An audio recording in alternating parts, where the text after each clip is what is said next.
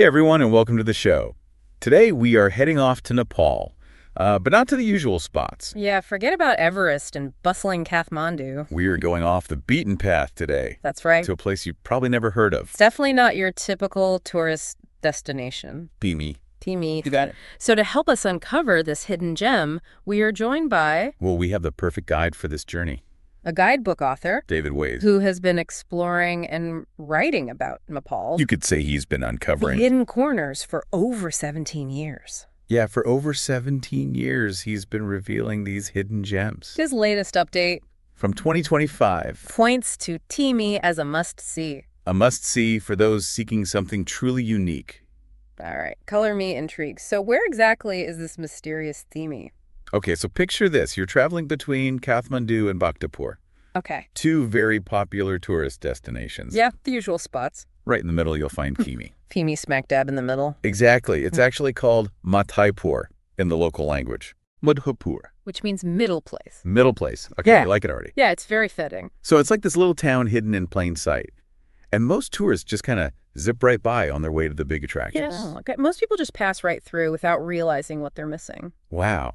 And that's part of its magic. Exactly. It's like stepping back in time. You get a glimpse of the authentic Nepal. Before The crowds and the souvenir stalls. before it became a tourist hotspot. Precisely. David Ways describes it as a forgotten gem, just brimming with heritage sites and temples. And here's the best part. I would say. They're all free to enter. All free. No entrance fees. Nope. You can wander through these peaceful, dusty streets, admire the ancient architecture, and barely see a selfie stick in sight. Oh man, that sounds amazing. Peaceful exploration without dodging tour groups. I'm already sold. No. But wait, I do remember reading something about art theft in Nepal. Oh, right. Is Thimi safe? That's a valid concern, and David Ways addresses it directly. While art theft is a real issue in Nepal, it primarily affects Nepali heritage, not tourist safety. Okay. The thieves operate under the radar. So they're not targeting tourists. Not at all. And actually, Thimi is considered one of the safer places in Nepal. That's good to know. That's reassuring. So we can wander freely and soak up the history without worry. Absolutely. You can immerse yourself in the rich cultural heritage without any worries. Perfect. And speaking of history, let's start with one of Thimi's most prominent landmarks, the Balkumari Temple. Ah, yes. The Bhaktapur Temple, a true gem. It was built in the 16th century. Wow, 16th century. That's older than my country. It really gives you a sense of Thimi's deep historical roots. Sadly, like many heritage sites in Nepal, the Bhaktapur Temple hasn't escaped the clutches of art thieves. Oh no, really? Yeah, the statue of the goddess Bhaktapur herself was stolen some years ago. Oh, that's heartbreaking. Is there anything left to see? Thankfully, yes. The temple itself is still a marvel. And there are other artifacts that survived the theft, including the goddess's elaborate peacock mount. Wow. These pieces offer a fascinating glimpse into the past. I can only imagine the stories those artifacts could tell. And speaking of stories, David Ways mentions a vibrant festival connected to this temple, the Balkumari Jatra. The Bhaktapur Jatra. Tell me more about that. It's a sight to behold. Held every April, the festival features decorated palanquins carrying images of the goddess. And get this, there's a tradition of throwing red dye. Imagine the streets awash in color, everyone covered in red powder. Oh, wow. That sounds amazing and so lively. A stark contrast to those quiet, dusty streets you described earlier. You got it. Thimi has these moments of pure vibrancy and celebration that really burst through. Okay, I am officially adding the Balkumari Jatra to my bucket list. Yeah. What about other temples? Thimi seems to have quite a collection. It does, and each one has its own unique story to tell. There's the Lokeshwar temple dedicated to Lokeshwar, a bodhisattva who embodies compassion in Buddhist tradition. Lokeshwar. Yes. What's fascinating about this temple is that it showcases Thimi's blend of Buddhist and Hindu influences. That's so typical of Nepal, that beautiful fusion of religions and cultures. What else is there? Well, there's Vishnu's courtyard, home to an impressive array of statues. And then there's the Bhairab temple, which sadly suffered a similar fate to the Balkumari temple. Oh no, not another one. I know, the golden Bhairab statue was stolen. It's such a shame that these thefts keep happening. It's a loss for the community and for history itself. It really is. But thankfully, there are also temples that remain intact, like the magnificent Siddhikali Temple, a grand 17th century structure. Okay, I need a visual here. What's so special about the Siddhikali Temple? What makes it stand out? Okay, so imagine this, an intricately carved wooden roof adorned with these decorative elements called patankas. Patankas. Yes. They cascade down the temple facade, each one a testament to the craftsmanship of a bygone era. The Siddiqali temple has an abundance of these patankas, making it a truly impressive sight. Wow, I can practically picture it. Okay, so we've got these beautiful temples, a vibrant festival, and a sense of history you can practically breathe in. But there's got to be more to Thimi than just temples, right? You're right, temples are just one part of the story. Thimi also has a thriving pottery scene, even more so than Bhaktapur, which is famous for its pottery. Hold on, more potters than Bhaktapur. That's saying something. What kind of pottery are we talking about? We're talking about traditional, functional pottery, not just tourist souvenirs. Thimi is known for its ash kilns. You'll find dozens of them lining the streets, each one a small-scale factory, if you will. So it's like stepping back in time, witnessing a craft that's been practiced for centuries. I bet you can even buy pottery directly from the artisans. Absolutely. Imagine walking down Potter Street with the kilns firing the smell of clay and ash in the air and having the opportunity to purchase these unique, locally made pieces. It's an experience you won't find in many other places. Okay, you've convinced me. Thimi is definitely going on my must-visit list. Ugh. But I'm curious, what's it like to actually visit? Are there restaurants, hotels, the usual tourist amenities? That's where things get interesting. Thimi is very much a locals town. You won't find fancy hotels or restaurants within Thimi itself. It's more of a day trip destination. Ah, so a place to truly immerse yourself in local life. Yeah. I'm guessing there are accommodation options nearby, though. Yes, but be careful. David Ways warns that some places falsely advertise themselves as being in Thimi when they're actually closer to Bhaktapur or Kathmandu. Oh, really? Always double-check the location before you book. Good tip. So it's a day trip, and we're staying outside of Thimi. How do we actually get there? Public transportation is your best bet, and it's surprisingly convenient. Buses run from Kathmandu's Ratna bus area to Bhaktapur every 15 minutes or so. Just tell the conductor you want to get off at Thimi, and they'll drop you right in the heart of the town. Sounds simple enough. I love the idea of taking a local bus, getting a glimpse into everyday Nepali life along the way. It's a great way to experience the local culture, plus it's inexpensive and efficient. Of course, if you prefer more comfort or have a tighter schedule, taxis and private cars are always an option. But those can get pricey, right? Especially if you're not good at haggling. True haggling is a must if you're going the taxi route. And if you're considering a private car, it might be worth combining your Thimi visit with a trip to Bhaktapur or even Dhulakel to make the most of your day. All right, so we've got our transportation sorted. What else should we know before we go? Any insider tips from David Ways? That's where we'll pick up in part 2. We'll delve deeper into the nuances of Thimi, uncover more of its hidden treasures, and give you all the practical information you need to plan your own adventure. Sounds good. I'm already feeling inspired to book a trip. Stay tuned, folks. Welcome back. I'm already picturing myself wandering those peaceful streets of Thimi, surrounded by ancient temples and the aroma of clay from those kilns. It's definitely a sensory experience, that's for sure. And, David Ways in his guidebook, he really captures that unique energy of this town, this interesting blend of historical significance and everyday life. Right, it's like a living, breathing museum, but without the spuffy feeling. Yeah. And you mentioned earlier that Thimi is situated between the commercial hub of Kathmandu and that meticulously preserved city of Bhaktapur. I'm curious, how does that in-between status shape the town? That's a great question. It's almost like Thimi is caught in this fascinating limbo. It's not as chaotic and commercially driven as Kathmandu, but it's also not as perfectly preserved and tourist-oriented as Bhaktapur. So it has its own unique rhythm, a different pace of life. Exactly. It's a bit rough around the edges, more raw and authentic, which I think adds to its charm. David Ways even points out that the people of Thimi are a bit less outwardly welcoming than in other parts of Nepal. Oh, really? Why do you think that is? Well, it's likely due in part to the art theft issue, The community has been targeted repeatedly over the years, and that's understandably fostered a sense of distrust towards outsiders. They're protective of their heritage. That makes sense. It's a sad reality, but it's important to understand the context and be sensitive to those feelings. Absolutely. But David Ways also emphasizes that if you approach the people of Thimi with respect and genuine interest in their culture, you'll be met with the warmth and hospitality that Nepal is known for. So it's about being a mindful traveler, engaging with the community on their terms. Precisely. Respecting their space, their heritage, and their way of life. Okay, so we've talked about that unique energy of Thimi, its location, its history, and even the art theft issue. But I want to circle back to something that really caught my attention, the pottery. Tell me more about those ash kilns. Ah, yes. The pottery scene in Thimi is really something special. David Ways describes it as more commercial than Bhaktapur, with dozens of these ash kilns dotting the streets. What exactly is an ash kiln? I'm picturing something ancient and smoky. You're not far off. They're these brick structures, almost like small ovens where the pottery is fired using ash as fuel. It's a traditional technique that's been passed down through generations. You said the pottery is more commercial?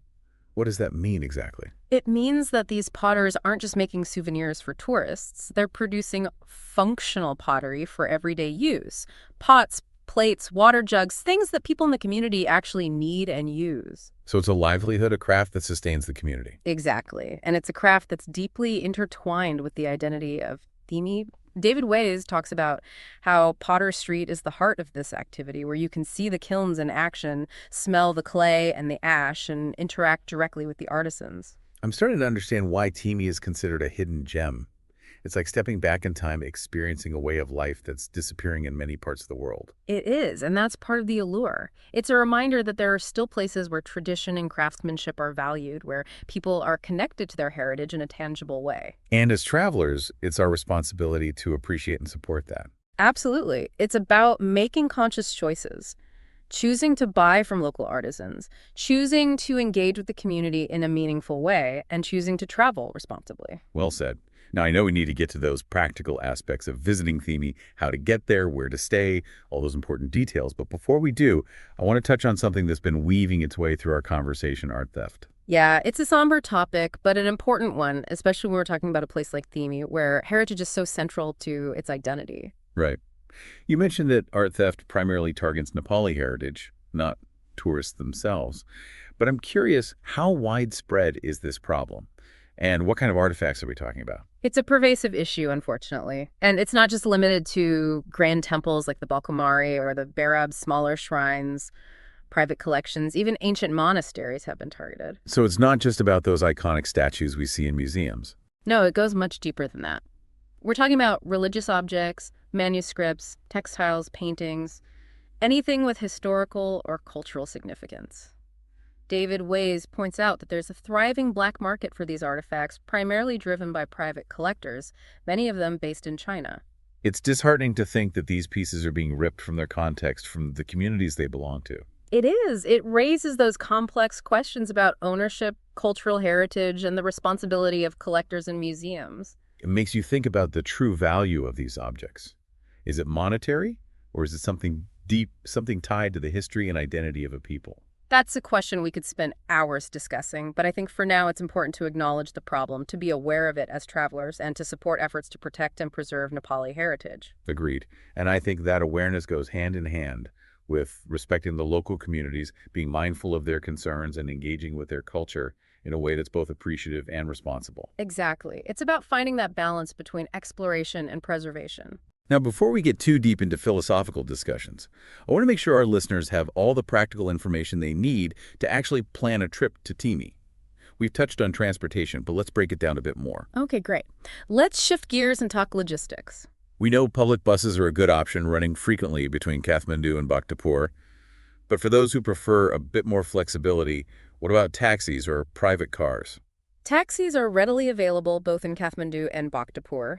You can hail one on the street or use a ride-hailing app.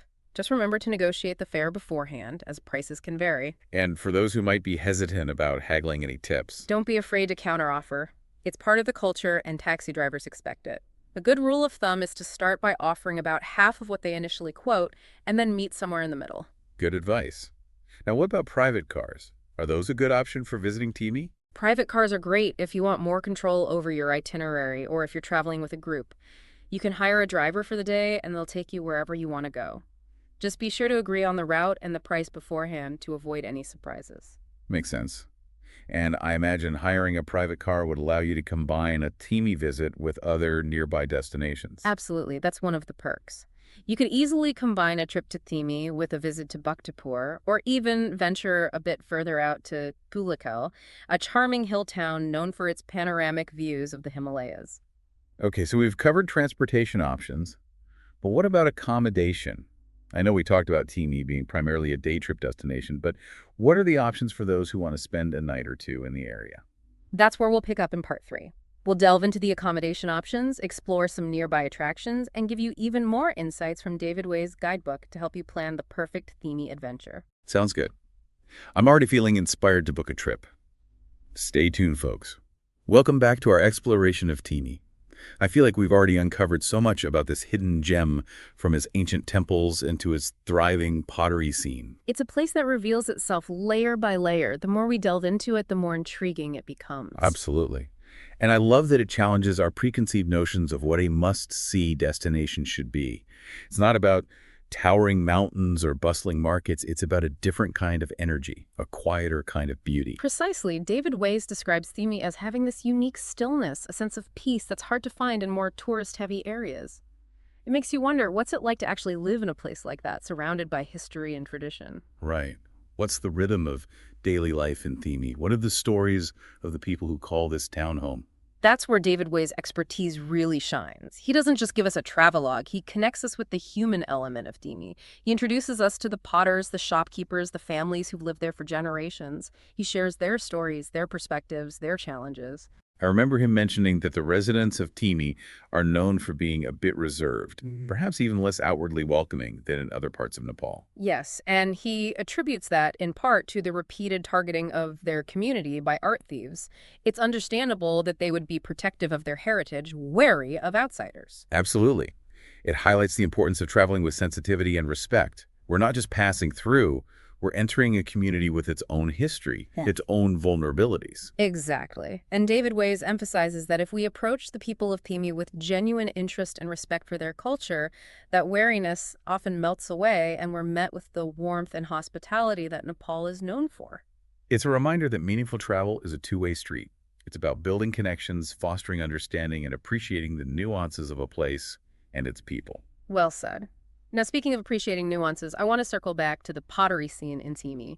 We talked about the ash kilns and the fact that the pottery is largely functional, made for everyday use. Right. What kind of pieces are we talking about specifically? Yeah, I'm picturing those beautiful earthy clay pots and plates you often see in traditional Nepali homes. Are those the kind of things they make in Thimi? Exactly.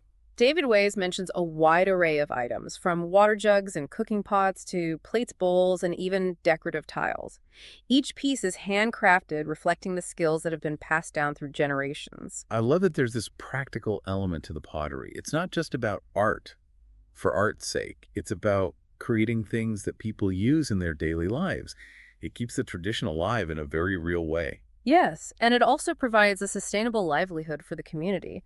When we as travelers choose to buy these locally made pieces, we're directly supporting the artisans and their families. It's a tangible way to contribute to the local economy and help preserve these traditional crafts. It's a beautiful example of how responsible tourism can have a positive impact. It's not just about taking photos and ticking boxes. It's about engaging with a place in a way that benefits both the traveler and the community. Couldn't agree more. Now, before we wrap up our exploration of Thimi, let's address the elephant in the room: accommodations. We know Thimi itself doesn't have hotels or guest houses, so what are the options for those who want to spend a night or two in the area? Right. Because let's be honest, after a day of exploring temples and pottery workshops, a comfy bed and a hot shower sound pretty appealing. Absolutely.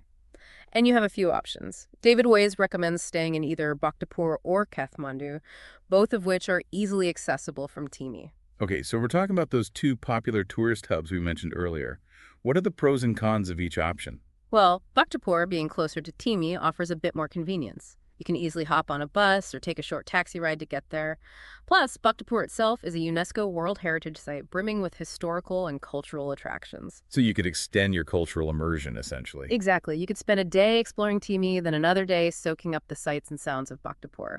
And what about Kathmandu? What would be the advantage of staying there? Kathmandu offers a wider range of accommodation options, from budget-friendly guest houses to luxury hotels.